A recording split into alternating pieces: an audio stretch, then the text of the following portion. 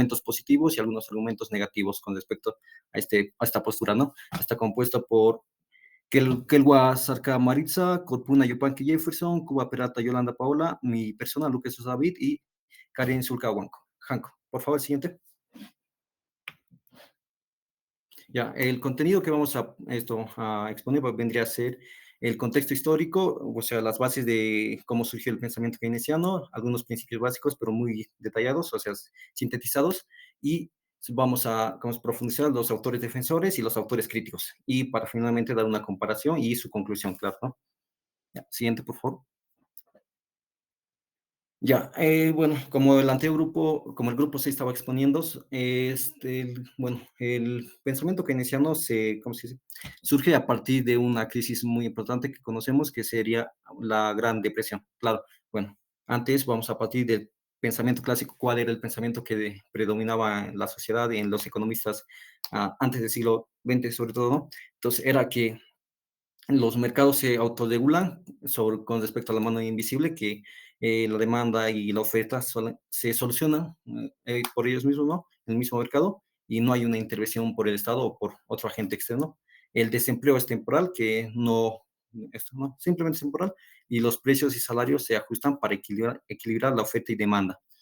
Ya, con respecto a la Gran Depresión, sabemos bien que en 1929 el crack de la bolsa de Nueva York provocó el colapso del sistema financiero, ¿no? Full endeudamientos, sobre todo no quería hubo un desempleo masivo, ya que varias empresas quebraron y muchas corporaciones también quebraron. Casi el 30% de los estadounidenses estaban sin trabajadores, quedaban sin empleos. Entonces fue un caos total en la economía, ya que sabemos muy bien que si no hay empleo, bueno, si es que no hay personas trabajando, significa que no hay mucha producción, ¿no? Entonces, que no hay mucha producción, el, eh, no hay muchos servicios y por tanto hay una inflación, ¿no? Ya, bueno, la producción industrial sabemos que cayó drásticamente en este contexto. El desempleo excedió, como decía, llegó hasta el 25%. ¿No? Por favor, siguiente.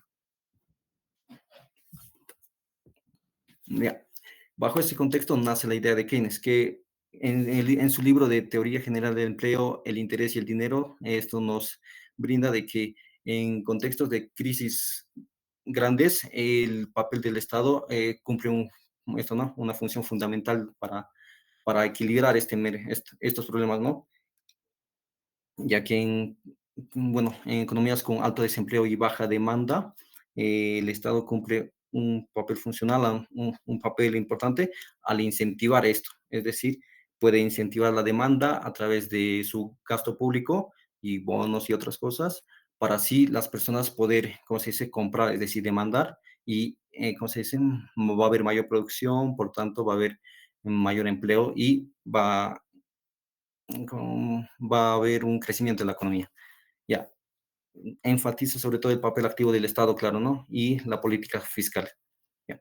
Con respecto a su expansión del pensamiento keynesiano y su división posterior. Y este pensamiento, luego de la Segunda Guerra Mundial, fue, ¿cómo se dice? Fue expandiéndose a varios países, sobre todo a la zona europea, ya que se vio, por consecuencias de la guerra, estuvo en un contexto de crisis económicos y de deudas, ¿no? Y en los años 70 surgió, claro, un nuevo concepto llamado la estanflación, que era una combinación entre la inflación y el desempleo que el keynesianismo no explicaba muy bien, claro. Pero su posterior revisión, y si lo so- l- se logra solucionar, ¿no? Por favor, el siguiente. Ya, los principios básicos. Uno es la demanda agregada es el motor de la economía, ¿no? A mayor demanda significa que se van a estar más bienes y servicios y por tanto las empresas sobre todo van a tener incentivos para seguir produciendo. Y si van a querer seguir produciendo, van a necesitar más mano de obra, más capital y por tanto va a incentivar en el empleo, va a haber un crecimiento en el empleo y por tanto en la economía, ¿no? Es la base del pensamiento keynesiano. Y el Estado debe intervenir activamente en situaciones de crisis y la inversión depende también de las expectativas. Si es que hay expectativas buenas, ¿no? Por ejemplo, buenas en una economía, entonces los inversionistas se van a ver incentivados a invertir mucho más y a diferencia de que si no hay muchas expectativas buenas, ¿no? Es razones políticas y otros demás, ¿no? La preferencia por la liquidez. Keynes nos menciona que las personas suelen tener la idea de mm, querer tener dinero más líquido y el efecto multiplicador en la economía, que significa simplemente que digamos, si la economía, bueno, la economía peruana, el gobierno peruano inyecta dinero, entonces ese dinero se va a ver multiplicado, ya que la persona que va a gastar lo va a pasar, la persona que va a gastar también va a, ¿cómo se dice?, incentivar en las empresas, o sea, va a generar, para las empresas va a ser un ingreso y por tanto las empresas van a poder seguir invirtiendo y así, ¿no? El desempleo involuntario y las políticas económicas solamente a corto plazo. Su objetivo, la del keynesianismo, es simplemente el pleno empleo y su estabilidad, claro, ¿no? Gracias.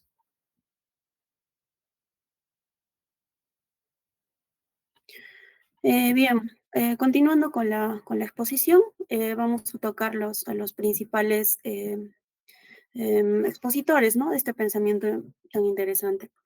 Bien, el primero, como sabemos, el que encabeza esta idea, este pensamiento es John Maynard Keynes, ¿no? Como sabemos, él fue un economista, periodista y financiero inglés, ¿no? Conocido por varios de sus aportes que ha empleado para este pensamiento. Su obra principal de John Maynard Keynes es la teoría general del empleo, el interés y el dinero. Sus aportes, algunos de sus aportes es que fue, bueno, como ya se sabe, el fundador del keynesianismo moderno. Propuso que el desempleo se origina por falta de demanda agregada. También nos indica que el Estado debe aumentar el gasto público en tiempos de crisis.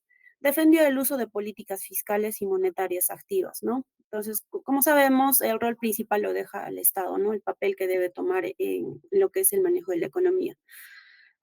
Importancia de su obra es que se basa en lo que es la teoría, como ya lo había indicado, el empleo, el interés y la demanda, ¿no? Siguiente, por favor.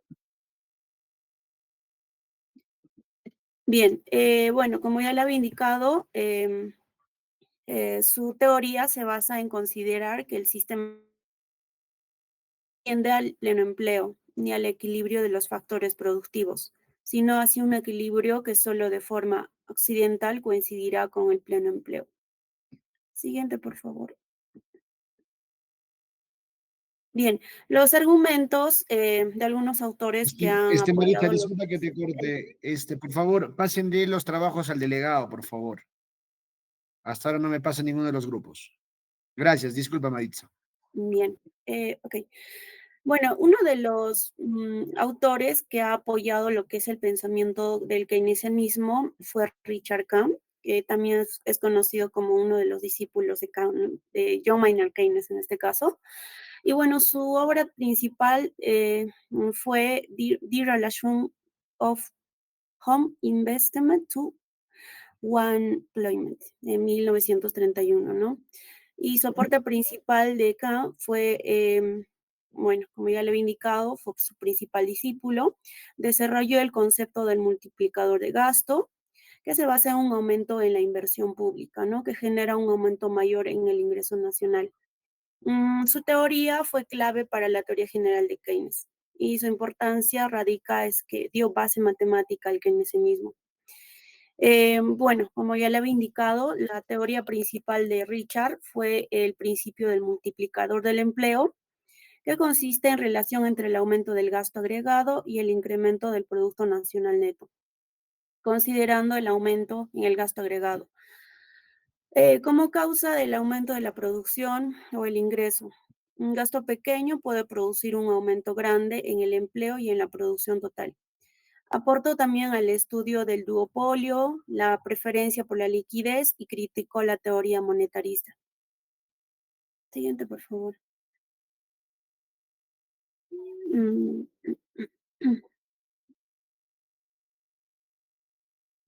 Siguiente compañero, por favor.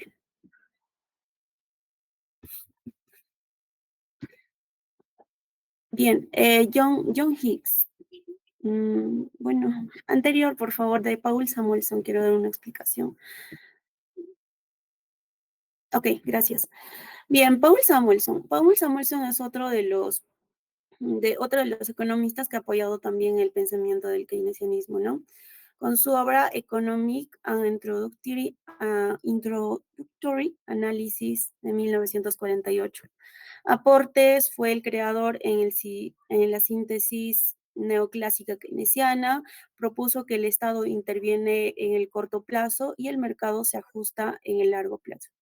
Defendía el uso de políticas fiscales para controlar los ciclos económicos y también se llevó el Premio Nobel de Economía en el año 1970. Su importancia radica es que, bueno, Samuelson popularizó e integró también lo que es el pensamiento del keynesianismo con lo que son los neoclásicos en la enseñanza moderna, ¿no? Y bueno, la síntesis neoclásica keynesiana, Paul Samuelson decía que la mejor economía es la que usa las herramientas keynesianas cuando existe crisis y las reglas del mercado cuando todo está estable. Siguiente, por favor.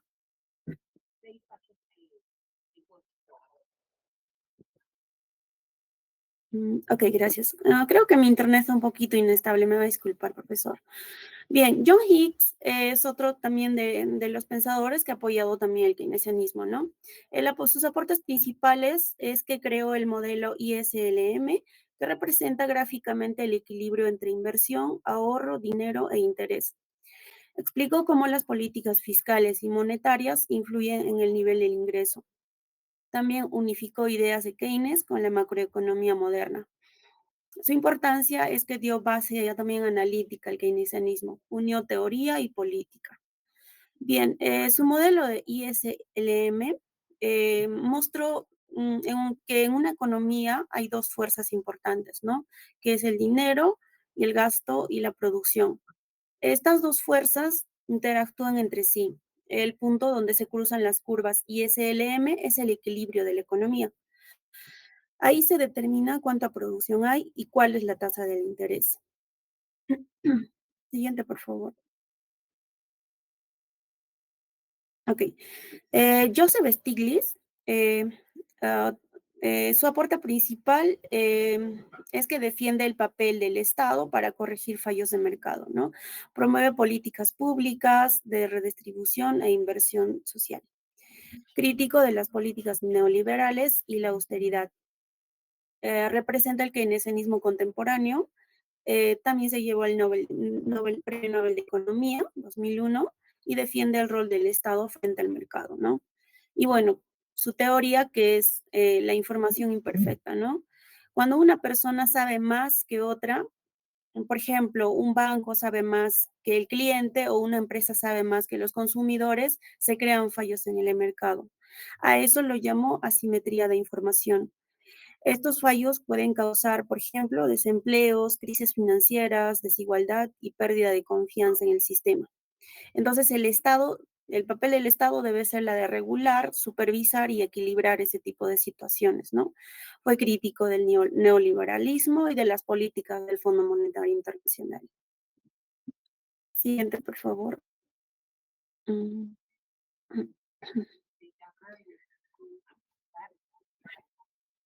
Bueno,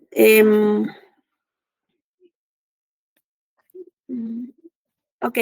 Bueno, otro de los últimos que hemos considerado es de Paul Krugman. Su aporte principal es que él ya también, bueno, defiende lo que es la expansión del gasto público para reactivar la economía, critica la autoridad fiscal por agravar el desempleo, también promueve una política económica con enfoque social y anticíclico. Popularizó el keynesianismo, criticó también la austeridad. Bueno, su teoría se enfocó básicamente, bueno, Krugman nos dice es que cuando la economía está mal, el gobierno no debe quedarse quieto. Debe gastar más, crear empleos e invertir en proyectos públicos. Y de esa forma las personas también vuelven a tener dinero, gastan más y la economía se reactiva. Y esto también se le llamó el efecto multiplicador. En conclusión, como podemos ver, estos autores, pues básicamente se han enfocado en que el Estado debe tomar el rol, el papel para el buen manejo de la economía, ¿no? Eso sería todo. Gracias.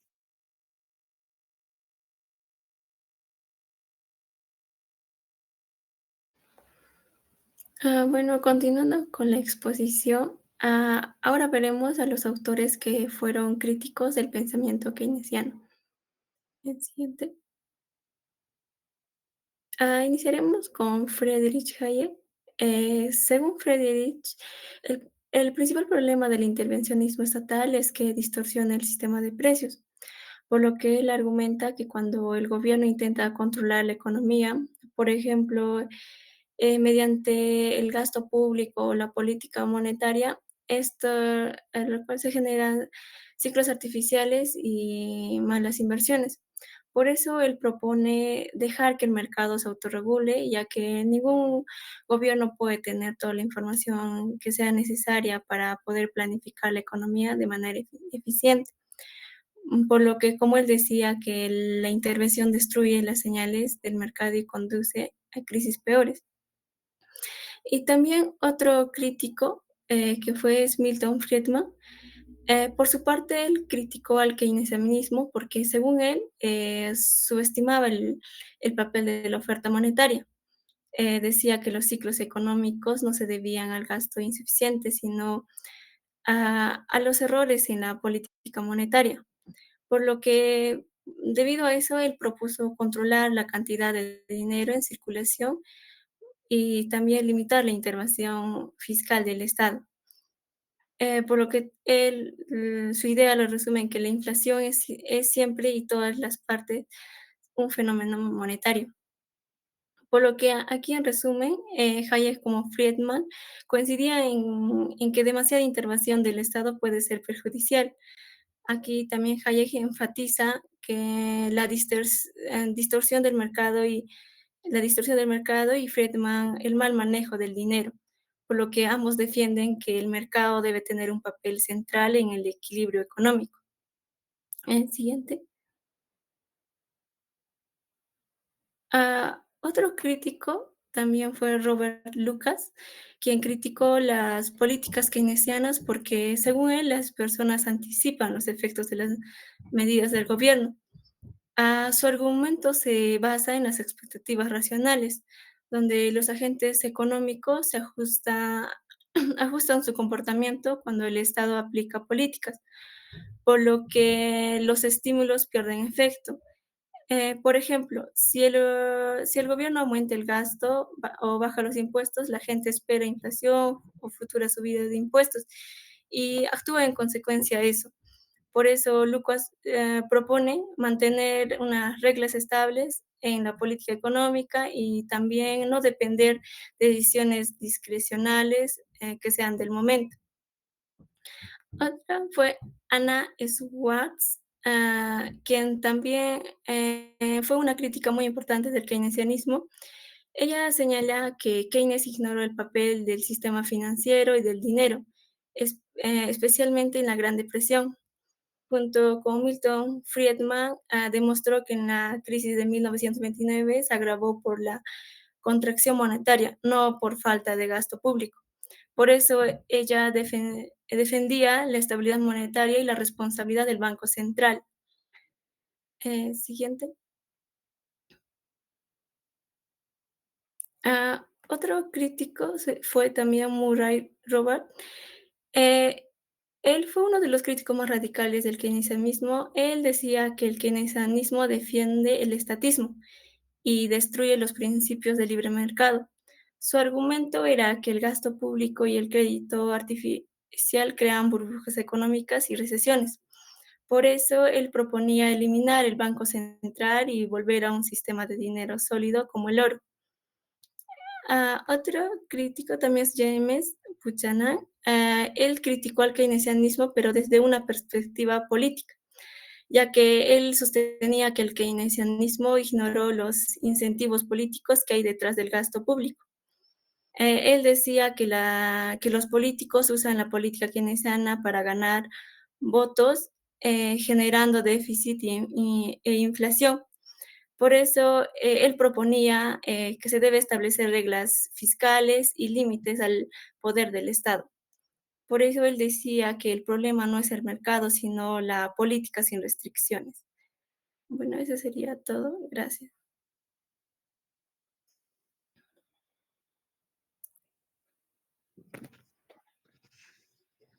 Bueno, ahora continuando con la exposición, eh, en este apartado vamos a comparar los dos grandes grupos de corrientes del pensamiento económico, que son los keynesianos y los anti-keynesianos.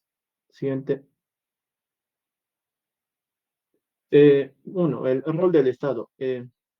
Los keynesianos creen que el Estado debe intervenir activamente en la economía, sobre todo en tiempo de crisis. Por ejemplo, cuando hay desempleo o poca inversión, el gobierno puede aumentar el gasto público, construir obras, crear empleos o bajar impuestos para reactivar la economía. Piensan que el mercado no siempre se regula solo y si se deja libre puede causar desempleo o recesión. Los anti-keynesianos ya también opinan que el Estado no debe intervenir demasiado porque cuando lo hace puede causar ineficiencia, corrupción, inflación o deuda, ¿no? Confían en que el mercado libre a través de la competencia se ajusta solo y encuentra su equilibrio sin necesidad del gobierno. El siguiente, por favor. Siguiente. Causa de las crisis económicas. Los keynesianos dicen que las crisis ocurren por falta de demanda agregada, es decir, porque porque la gente no gasta o las empresas no invierten. Si las familias ahorran demasiado y las empresas tienen miedo a invertir, cae la producción.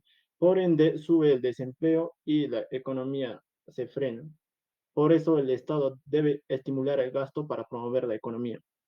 Los anti-keynesianos ya también creen que las crisis aparecen por malas decisiones del Estado, como gastar demasiado o manejar mal la política monetaria. Según ellos, los problemas no vienen del mercado, sino de la intervención excesiva del gobierno. Siguiente, por favor.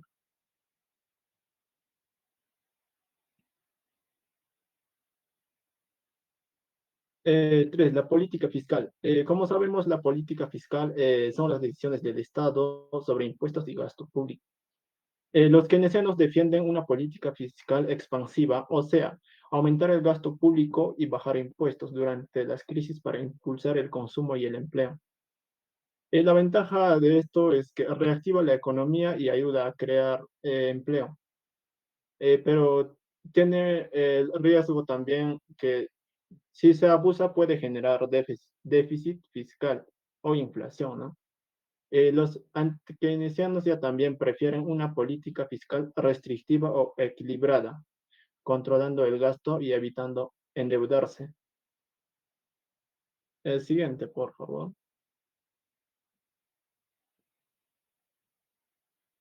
La política monetaria. La política monetaria es el manejo del dinero y tasas de interés por el Banco Central. Los keynesianos dicen que la política monetaria debe complementar a la política fiscal. Por ejemplo, el Banco Central puede bajar las tasas de interés para que las empresas pidan préstamos e inviertan más, para que así se estimule el gasto y la producción. Los anti-keynesianos ya también consideran que la política monetaria es la herramienta más importante para controlar la inflación. Por eso proponen mantener una oferta de dinero estable y predecible, sin usarla para estimular la economía artificialmente.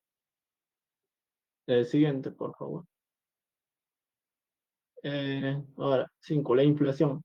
Los keynesianos aceptan una inflación moderada, si eso ayuda a mantener el empleo y el crecimiento económico. Prefieren priorizar el trabajo y la producción antes de tener precios totalmente estables. Los keynesianos ya también, para ellos la inflación es peligrosa porque reduce el poder adquisitivo de las personas y genera desorden económico. Por eso, su meta principal es mantener los precios estables. Siguiente, por favor.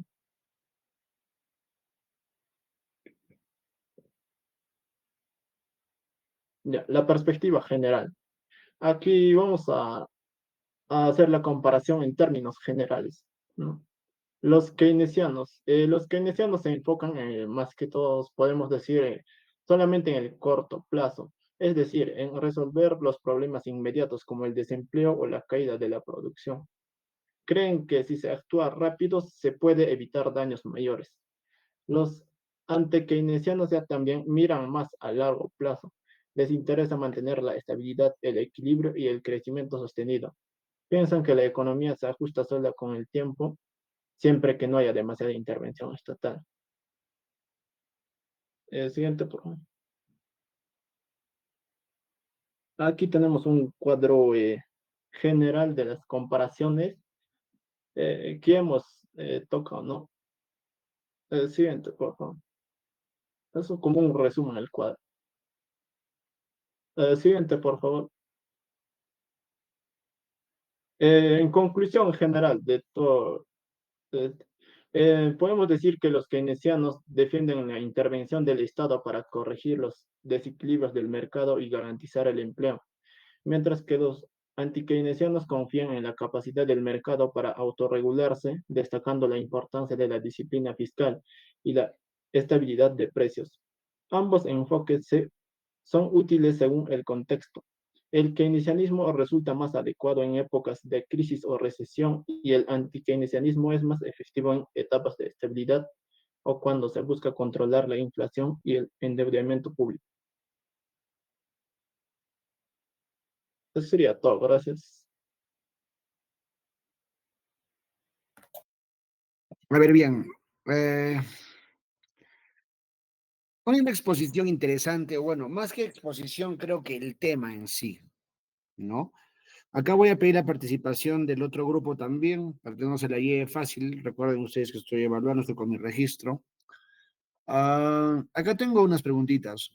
¿Por qué, si bien es cierto, o sea, por qué el keynesianismo sigue teniendo esa acogida, esa vigencia, a pesar de, de las críticas de los economistas neoliberales y monetaristas? ¿Por qué creen ustedes?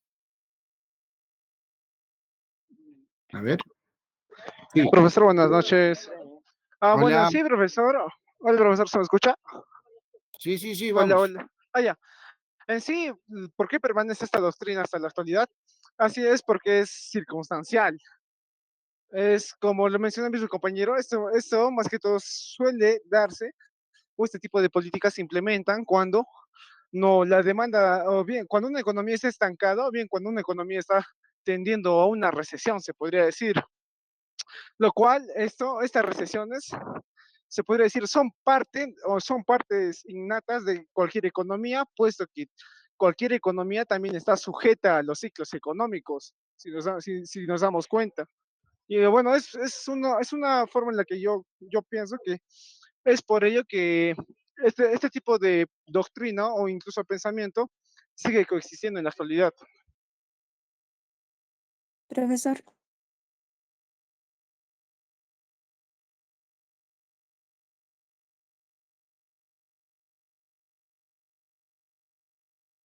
Perdón, muchachos, estaba hablando con el micrófono apagado. Sí, continúen, vamos. mm, bien, otra respuesta que yo también podría agregar a ello es que, bueno, el keynesianismo sigue vigente es porque básicamente la intervención del Estado va a ser necesaria en cualquier tipo de situación, en cualquier tipo de economía, un país. Y un ejemplo claro podría ser enfocándonos en nuestro país, ¿no? En el Perú, el COVID-19, la intervención del Estado, pues creo que ha sido bastante primordial. Entonces, como hago mención, el rol, el papel del Estado, la de regularizar y la de regular y todo ello va a estar siempre presente. ¿Alguien más? Sí, no, sí, José. Buenas noches. Yo creo que el keynesianismo aún es acogido hoy en estos tiempos, porque muchos gobiernos aún aplican sus ideas cuando hay crisis, recesión. Por ejemplo, cuando aumenta el gasto público apoyando el empleo, dando subsidios para mantener la demanda. Si bien es cierto, hoy en día hay nuevas teorías económicas, pero el keynesianismo yo creo que sigue todavía. Sí, pero a ver, acá, Profesor, o sea, si bien es cierto, a ver, bueno, una opinión extra que tengo también sobre esto es que también, si nos damos cuenta, todavía hay, como lo dice el compañero, hay gobiernos que todavía aspiran a que un Estado intervenga. Y más que todo, son el tipo de políticas, como por ejemplo en el caso de Bolivia, ellos mismos quieren que su mismo Estado sea parte de la economía, o sea, es su forma, es su forma de su régimen, es su forma de hacer economía, se podría decir, o desde su perspectiva de cada país y de cada gobierno, se podría decir. O sea, esa es una forma en la que también hoy en día se justifica, claro, la existencia, aún así en algunos lugares o en algunos países dichas políticas sean aplicadas de forma eficiente, o sea, que sean eficaces, y en otros también puede que no sean eficientes, llegando, o sea, a tal punto de que algunos países llegan a ser paternalistas, o sea llegan a ser intervensores intervencionista. masivos, ajá, Ujú. intervencionistas de forma excesiva, se podría decir. Claro, o sea, definitivamente está comprobado, ¿no? Que de una otra forma, cuando hay el tema de crisis, recesiones, el keynesianismo es objetivo con respecto, sabe cómo manejarlo. Si bien es cierto, todavía hay problemas de autorregulación, hay problemas con respecto al tema de la desigualdad, el tema de la incertidumbre, porque solamente si ustedes analizan, lo analizan desde una perspectiva económica, habla más a raíz de un análisis más cuantitativo, pero no necesariamente a un tema más cualitativo. Por eso es que todavía existen fallas estructurales, existe el tema de la desigualdad, ¿no? Por lo que también la intervención estatal es limitada. Y más aún si le agregamos una variable importante que es el tema de la corrupción, ¿verdad? Ok, a ver, ¿cuál es el rol que juega, qué dice acá, la confianza del modelo keynesiano frente a las políticas de austeridad? ¿Qué creen ustedes?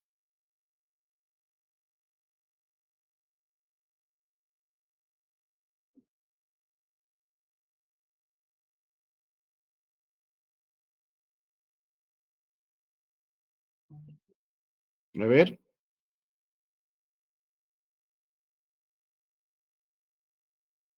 los escucho. Profesor, bueno, en sí, la confianza ante cualquier política de austeridad, desde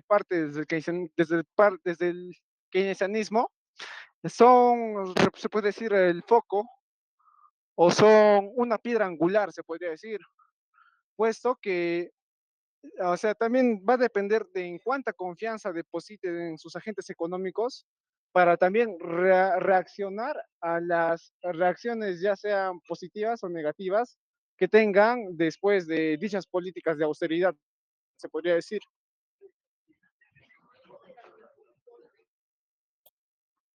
¿Ya? ¿Alguien más? Es importante, Vicente, sí, quería aportar algo. Bueno, sabemos que las políticas de austeridad, bueno, no logran tener una percepción buena con respecto a los inversionistas y sobre todo a empresas, ¿no? Para poder invertir sus activos en una economía, ya que si hay algunas políticas que defienden que, bueno, que afirman que tal vez se va a deducir ¿cómo se dice? Se va a aumentar los impuestos y tal vez se va a reducir el gasto público. Entonces, sobre todo con respecto a los impuestos, ¿no? Se va a reducir los impuestos, que diga, aumentar los impuestos, entonces las empresas no se van a ver incentivados a esto, ¿no? A invertir. Por tanto, eh, estas políticas de austeridad no tendrían mucho, o sea, estaría en contra del pensamiento keynesiano, ya que el pensamiento keynesiano se basa en, ¿cómo se dice?, en la confianza, ¿no? Sobre todo, de que el Estado debe otorgar una confianza hacia los inversionistas, así para incentivar el consumo y la economía, claro, ¿no? ok. A ver, es importante algo. La confianza, de acuerdo inclusive a la anterior exposición, es un factor importante. Tanto si nosotros como consumidores y nosotros como empresarios confiamos en el Estado, lógicamente el Estado va a impulsar, ¿no?, una economía a través de un gasto, mediante un gasto público, diferentes tipos de políticas económicas, de políticas expansivas, lo que hemos estado hablando, ¿no? Lógicamente esto va a generar ¿qué cosa? Un incremento en la inversión y lógicamente si es que hay inversión, hay trabajo, y si es que hay trabajo, hay sueldo, y si es que hay sueldo, hay más consumo. En cambio, de una otra forma, la austeridad, ¿qué cosa? Puede generar un círculo vicioso de pesimismo, sea por un tema de expectativa, sea por un tema de crisis políticas, sociales, pero ¿qué va a generar todo esto? Va a reducir la demanda agregada. Y lógicamente, en vez de salir de que nuestro crecimiento pueda ser constante, va a generar una recesión. Entonces, de una u otra forma, el modelo keynesianista, perdón, tiene mucha injerencia respecto a las políticas de austeridad. Entonces, pero no es pues de que eso sea algo como que en un corto plazo ya la gente ya confía en el Estado, el empresario confía en el Estado y se va a dar todo esto. Esto es un proceso, ¿no? ¿Quiénes confían, por ejemplo, en el Estado actualmente nosotros? Nadie, hay mucha incertidumbre, hay mucho, se genera mucho riesgo con respecto al rol, al papel del Estado, cómo lo viene desarrollando, el tema de las crisis. A mí particularmente, o sea, cualquier persona puede decir, no, a mí me genera, por ejemplo, mucha incertidumbre el tema de la inseguridad. Entonces, por ende, ¿no? El ingreso que yo tengo un trabajo quizás estable o no estable, pero ¿sabes qué? Prefiero no gastar y prefiero ahorrar. ¿Qué cosa estoy haciendo?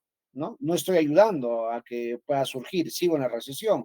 ¿Qué van a decir los empresarios? Oye, el nivel de delincuencia está alto, es necesario invertir. Mira, hay un negocio bien chévere, por más que el BCR plantee que las tasas de interés de referencia bajen, ¿no? Las tasas de interés están atractivas, se reducen, ¿no? Entonces, ¿qué dice? Oye, es un buen momento para poder endeudarnos y hacer un préstamo. No, ¿sabes qué? Hay mucha delincuencia. ¿Qué tal estamos en lo mejor de la tienda y nos asaltan, nos roban toda la mercadería? No. Entonces, dense cuenta ustedes de que tanto desde una perspectiva como consumidor y como empresario, el rol del Estado es fundamental en generar, en que ellos generen esa confianza, ¿no? A esos dos agentes. ¿Se entiende, muchachos?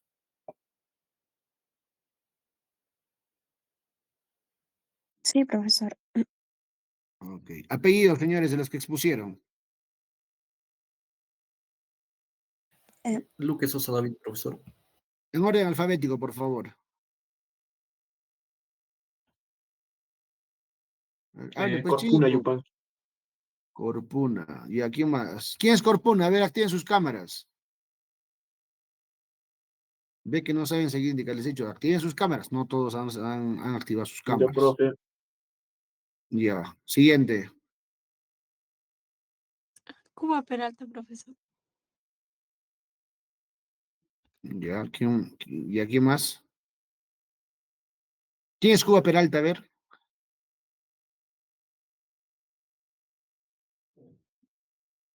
Ya. Ok, sigamos.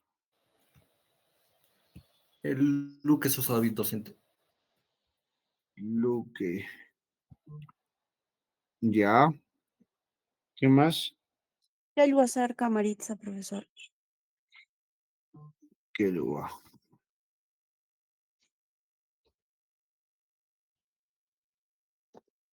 Ya. ¿Y quién más? Zulca.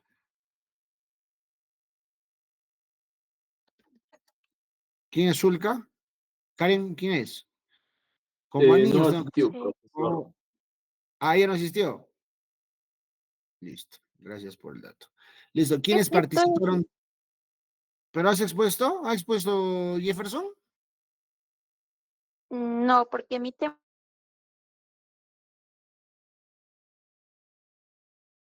Hola, Karen, ¿me lo oyes? expuso mi compañero. Es que no nos, al momento de hacer el trabajo, pues, solo no sé. Sí, profesor. Bueno, pero ni siquiera has participado en nada. ¿Qué cosa te voy a evaluar? Es mucha dejadez de algunos, definitivamente. A ver, ahora, por favor, apellidos de las personas que han participado del otro grupo. Guamán Zamora Jefferson, profesor. Ya, sí, Guamán Zamora, sí, a ti sí te he visto. ¿Ya? ¿Quién más?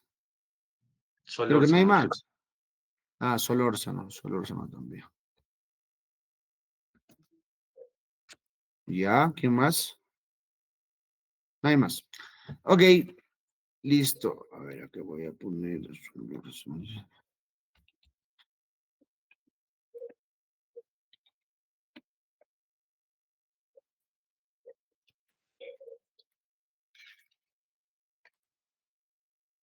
Ya, listo, ¿cómo se comenta? Ya, muchachos, entonces con esto creo que estaríamos terminando las exposiciones. Nos vemos ya con ustedes cuando. Hoy es martes, ¿no? El día jueves, profesor. El día jueves. Listo. Voy a ver si les dejo una lectura interesante respecto a todo este tema para que me puedan hacer un resumen. Ya justo he estado revisando una lectura que me parece simpática. Listo, muchachos. Nos vemos en la siguiente clase. Cuídense, estamos en comunicación. Gracias. Chao, chao. Hasta mañana, Chao, profesor. profesor.